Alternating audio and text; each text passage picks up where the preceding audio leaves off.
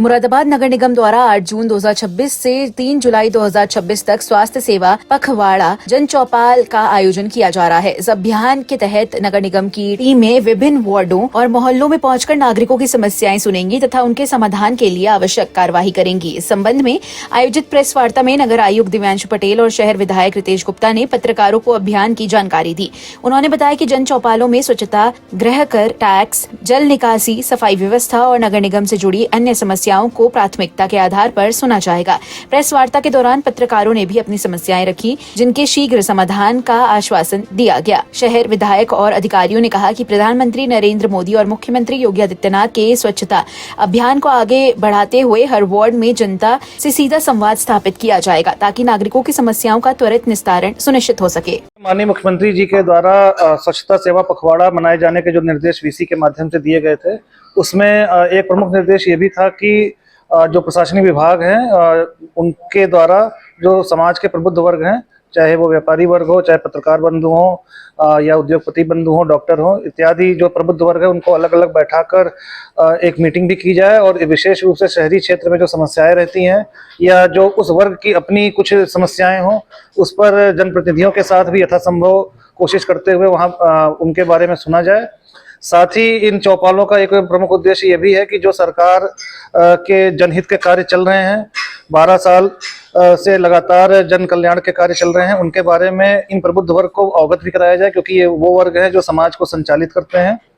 जनप्रतिनिधियों के माध्यम से भी जो कार्य क्षेत्र में कराए जा रहे हैं उसके बारे में समाज तक, समाज के अंतिम वर्ग तक ये सूचना पहुंच सके, उसके लिए भी इन प्रबुद्ध वर्ग का सहयोग अति आवश्यक है। इन सभी चीज़ों को ध्यान में रखते हुए माननीय मुख्यमंत्री जी के द्वारा एवं शासन के द्वारा ये निर्देश दिए गए थे। इसी क्रम में नगर निगम मुरादाबाद के द्वारा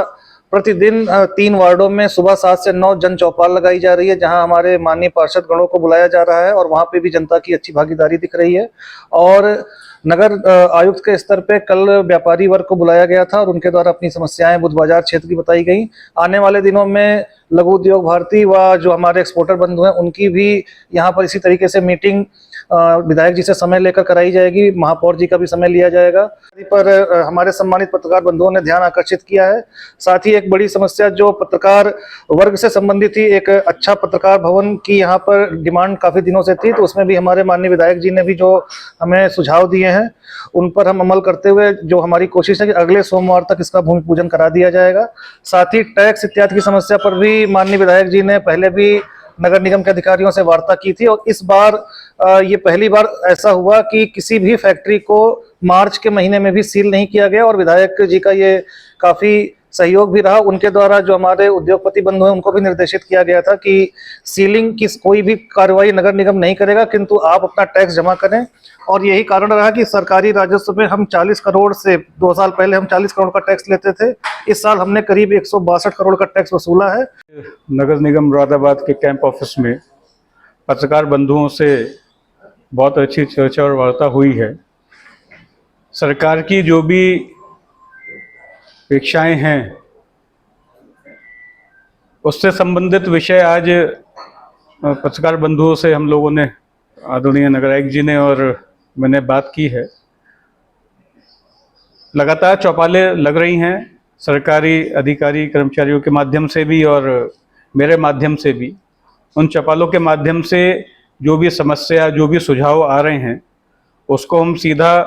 संबंधित विभाग के अधिकारियों को बता रहे हैं। और सबसे अच्छी बात यह है कि जो भी समस्या सामने आती है और उसको संबंधित अधिकारियों को बताया जाता है तो उसका शीघ्र समाधान भी हो रहा है। जैसे कि अभी लगातार कई वार्डों में मेरा जाना हुआ और प्रवास भी रहता है, चौपाली भी लगाई जाती हैं। तो कल हम लोग जयंतीपुर वाले वार्ड में थे, तो वहाँ पे एक नाला है जो पूरे शहर का प्रमुख नाला है, उसका लगभग 700-800 मीटर का हिस्सा जयंतीपुर से भी निकल के जाता है। तो आप लोग जैसे जानते हैं कि वो नाले की वजह से भोलानाथ कॉलोनी में बार बार पानी की समस्या उत्पन्न हो जाती है, नाव तक चलानी पड़ती है। तो उस नाले के प्रस्ताव के लिए आज मैं श्री दिव्यांशु पटेल जी से, नगर आयुक्त साहब से मिला हूँ और वो नाले को शीघ्र निर्माण उसका आरसीसी का बन सके, तो इसके लिए मैंने दिया है। और नगर आयुक्त साहब ने आश्वस्त किया है कि बहुत जल्दी वो नाले का काम शुरू हो जाएगा। और उससे संबंधित जो भी और सड़कें हैं या सफाई व्यवस्था है या कहीं कहीं कुछ ऐसी शिकायत आई कि 20-25 कर्मचारी हैं और सफाई कर्मचारी कम पहुंच पा रहे हैं, तो उस विषय का संज्ञान नगर आयुक्त साहब ने लिया है और उसमें अपर नगर आयुक्त जी को आदेशित भी किया है कि शीघ्र ही शीघ्र इन समस्याओं का समाधान किया जाए। सरकार की प्राथमिकता पे जनता की समस्याएं हैं और एक सबसे बड़ा हर्ष का विषय ये है कि इस देश ही नहीं अपितु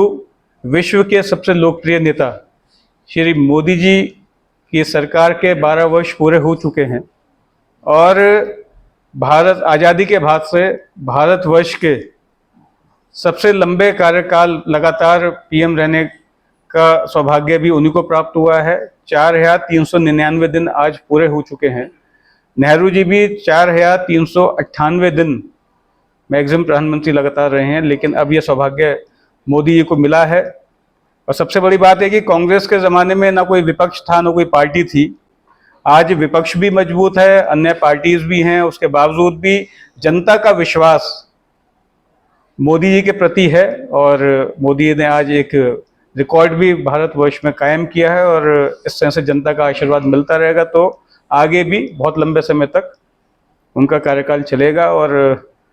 2029 में पुनः